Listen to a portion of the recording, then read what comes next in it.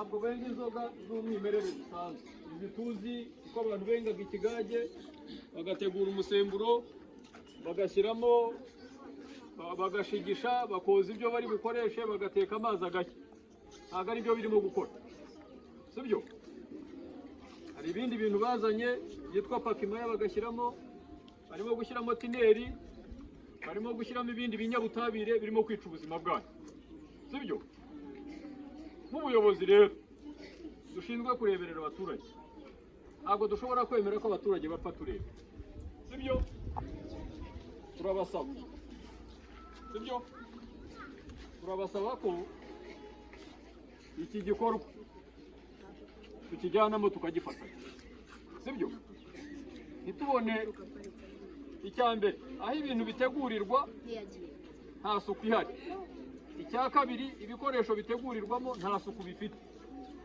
icya gatatu ibiriya bintu twavuze bongeramo ibinyabutabire birimo kwica ubuzima bwacu ubu twajyaga tujya ku byuma bisya ibigori abantu bagakuraho za sondori bajya guha ingurube n'amatungo n'inka ariko ubu ntabwo ushobora kubibona kubera ko byabaye imari sibyo yego byabaye imari biragurwa n'abantu bajya kwenga za nzoga z'inkorano umugorigori n'ibindi aya mazina yose murayazi za nzoga ejo n'ibindi sibyo turagira ngo rero tubasabe ibi bintu mu bihagarike sibyo ntabyumvise ubu ibintu byujuje ubuziranenge turumvikana ubu mu gihugu hose turi mu bukangurambaga bwo kugira ngo twangize izi nzoga z'inkorano zirimo kwica ubuzima bw'abaturage dufite abahumye burundu batareba bazize zino nzoga sibyo turagira ngo rero ibi bintu tubijyanemo dufatanye umuturage nubona umuntu urimo gukora ibintu bitemewe uduha amakuru tubwire uti kwa kanaka barimo gukora ibi bintu ubu mwahinduye utubari mwadushyize mu ntoki niho abantu barimo kunywera umuntu arengera mu gikaraha akabara akagatwara epfo mu rutoki niho abaturage barimo kunywera sibyo turagira ngo tugire ubufatanye muduha amakuru aho mubonye ibintu nk'ibi ngibi barimo gukora muduhamagare sibyo umuntu yenze ikigage ari bujye kunywa n'umugore we n'abana ntabwo ashobora gushyiramo bya bindi byose twavuze ariko umuntu arasoma agacupa kamwe yarambarara ati inzoga ni ntabwo ari byo mwabonyeho icupa rimwe ry'ikigage rirambarara umuntu akarambarara agasinda bakaterura turabasaba rero ko ibi bintu mubikora ibi bintu tugira ubufatanye tugafatanya mu kugira ngo bye kwangiza ubuzima bw'abaturage bacu turabakunda turabakeneye abaturage ni imbaraga z'igihugu sibyo dufite abaturage bangana namwe bamaze kwangizwa n'ibi bintu nta igihugu cyaba cyerekeye sibyo babyumvise ubu hari abababaye ngo inzoga zabo ariko turimo kurwana n'ubuzima bwanyu nta yindi nyungu dufitemo sibyo turabasaba rero ubufatanye tubifatanye tubikore hanyuma turebe ko nta buzima bw'abaturage bacu bagira gute buhagendera zirimo zirangiza imyijima yanyu impyiko ntabwo mubizi sibyo abashinzwe ubuzima rero baragenzuye basanga bino bintu birimo guteza akaga ku buzima bw'abaturage sibyo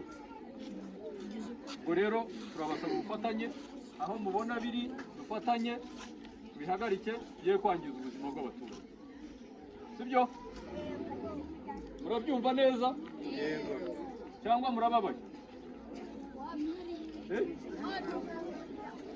murababaye abantu bababaye ni babandi babinywa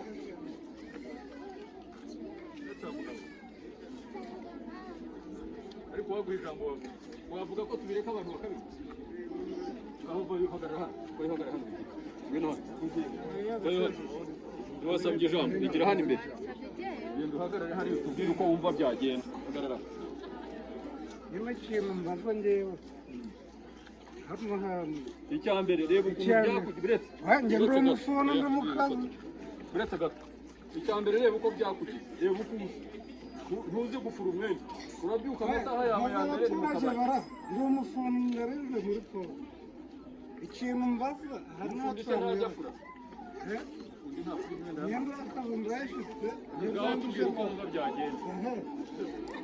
hano hantu naba bakora turanye ikibazo nakubaza niho tumwe bibashiraga nabo tubizi atwara tuzi ko ari ubushera nimboga nicyo ndakuvuga kandi hari masenga nagacuruza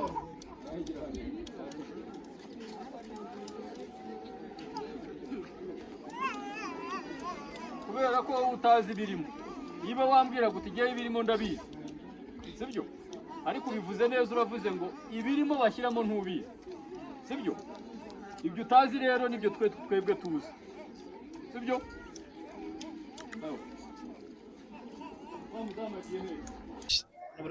ndetse wenda bamwe na bamwe banywaga zino nzoga baravuga ati turahombye, abandi ati mituweli, nk'uko mubibona ku mashusho yacu nyirizi inzoga z'inkwano cyangwa ikigage, ati igira hino, niko umuyobozi amubwira. Urabona hari inzego z'umutekano, yaba iza gisirikare, yaba iza daso n'ibindi bigiye bitandukanye, byose turagenda tubagezaho. Ni Kigali News 450, umuhango uratangiye, ndetse nk'uko mubibona atereka zimenwe kuko nizemewe.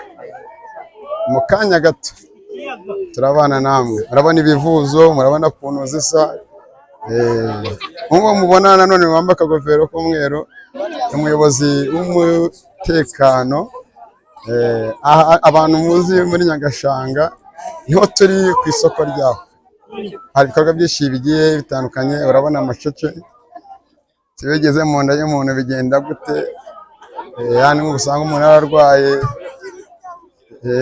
indwara zigiye zitandukanye hejuru y'ibi ngibi. Yego nyiri izi nzoga bamenye kubyakira byanze, ariko nanone byangiza abaturage nk'ibi ngibi, bashyiramo ibintu bigiye bitandukanye.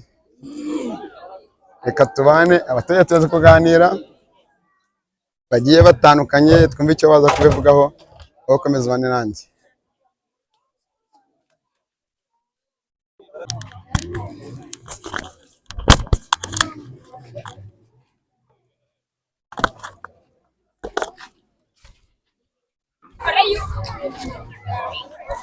Vamos nzira sha.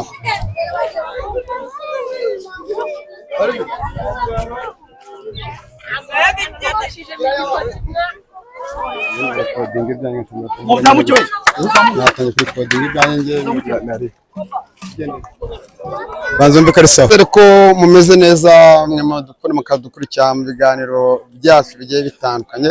Turi mu karere ka Nyagatare, umurenge wa Karangazi, turi kumwe n'inzego zigiye zitandukanye. Muzi neza ko ibigage byaciwe ndetse n'inzagwa, nanone muzi neza ngana, muzi ingaruka izi nzoga bamwe batenuye umuco na Rutangarama ko yabivuze, ariko nanone bashyiramo akantu wenda katari saba.